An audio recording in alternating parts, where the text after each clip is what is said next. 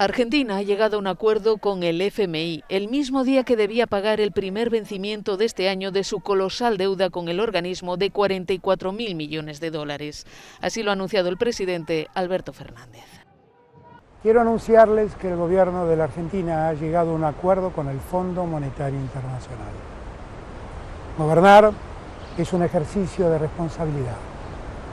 Sufríamos un problema y ahora tenemos una solución. Teníamos una soga al cuello, una espada de Damocles, y ahora tenemos un camino que podemos recorrer. Sin acuerdo, no teníamos un horizonte de futuro. Con este acuerdo podemos ordenar el presente y construir un futuro. Argentina debía pagar este viernes más de 700 millones de dólares de vencimiento de su deuda. Según Fernández, el acuerdo, cuyos detalles no se conocen, no impone llegar a déficit cero ni relega el gasto social. En la calle, manifestantes pedían simplemente que no se pagara. Nunca las medidas, el monitoreo del Fondo Monetario Internacional para garantizar el pago de la deuda ha traído soluciones positivas para las mayorías. Por eso creemos que hay que cortar claramente con esta política, romper con el FMI y desconocer esta deuda que...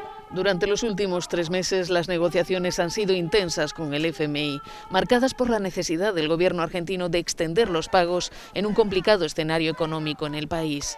El 40% de la población se encuentra por debajo del umbral de pobreza y la inflación superó el 50% el año pasado.